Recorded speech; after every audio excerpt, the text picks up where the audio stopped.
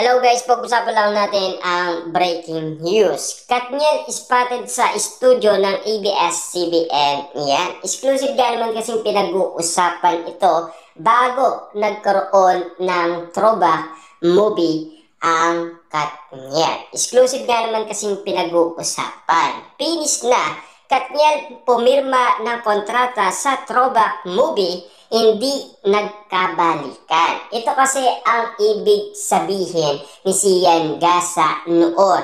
Kung bakit nga naman kasi pinaglalaban ni Ma'am Bernardo na hindi makatotohanan ang balikan Katniel. Alam niyo naman siguro na sinasabi ni Sian Gasa na lumalabas daw ng palihim ang Katniel. Hindi po ganon ang sistema. Nagkita sila pero may dapat silang gagawin.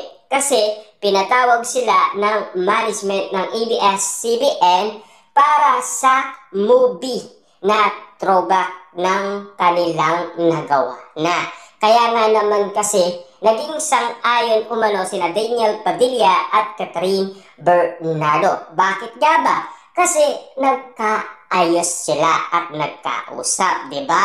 Hanggang doon lang, 'di ba? Na sana maintindihan ni Sian Gasa kung ano ang part na ginawa ni Catherine Bernardo at Daniel Padilla at kung ano ang nais ni Daniel Padilla noong kinausap niya si Catherine Bernardo kung bakit nagkita sila noon sa Christmas special. Diba? Kinatok niya si Catherine Bernardo sa kanyang dressing room sa tulong ng malapit nilang kaibigan. Sakto, wala si Mami Bernardo kaya nakalapit itong si Daniel Padilla. Ibig sabihin, perfect timing talaga ang nangyari umano kina Daniel Padilla at Catherine Bernardo.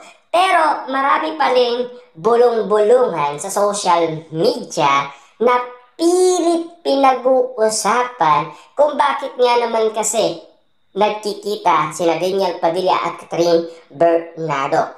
Pero sa studio ng ABS-CBN. Dahil alam niyo naman siguro, diba?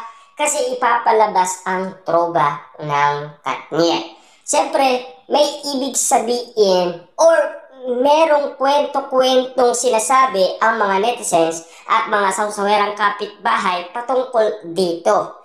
Inala kasi nila na magkakaroon daw ng next project ang Katniel next year. Yan kasi kung bakit inuulaan nila na magkakaroon ng malaking project sina Daniel Padilla at Catherine Bernardo. Na ngayon pinag-uusapan na talagang umuusbong na ang karera sa career ni Daniel Padilla.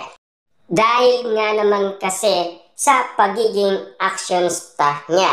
Inangaan nga naman kasi ni Robin Padilla lalong-lalo na naging proud si Romel Padilla kay Daniel Padilla dahil sa pagganap niya bilang Andres Malvar sa incognito na naging teleserye niya. Lalo-lalo na nagkaroon pa ng award si Daniel Padilla at makukuha niya ito October 2, 2025 na sana huwag ninyong makakalimutan at suportaan natin si Daniel Padilla.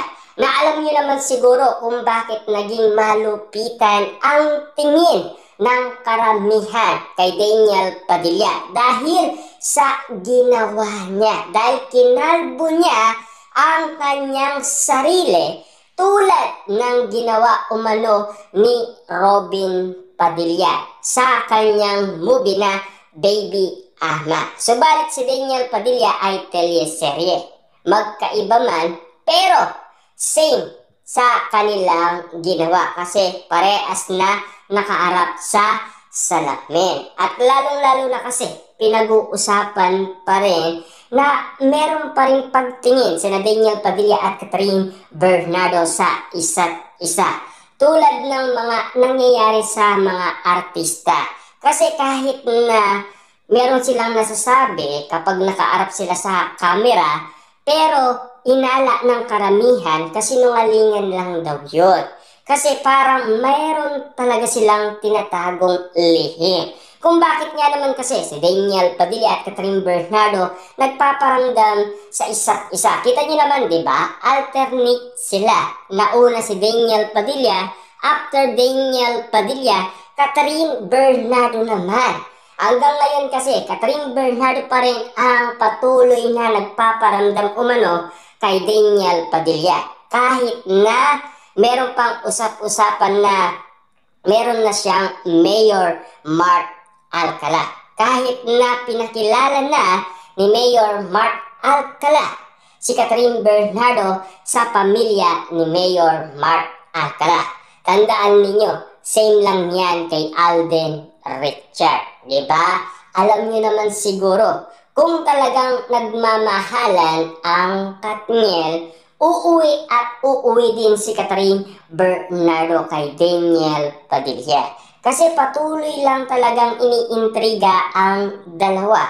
Kahit sabihin man natin na pabebegar si Catherine Bernardo, mahal naman ni Daniel Padilla yan. Almost 11 years silang nagmahalan. 12 years naman ang kanilang love team.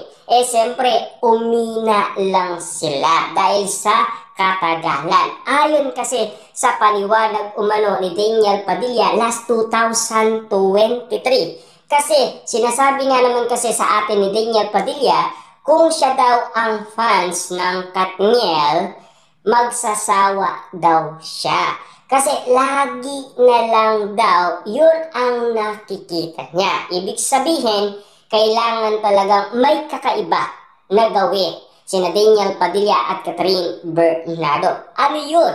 Nagkaroon sila ng solo project, di ba? Naging patok ba ang solo project nila?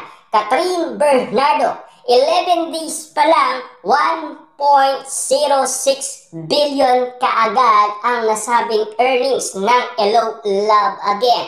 Daniel Padilla, nagkaroon siya ng solong teleserye, naging patok sa karamihan at dumami pa ang kanyang mga tagahanga at patuloy na dumadami ang kanyang taga-support.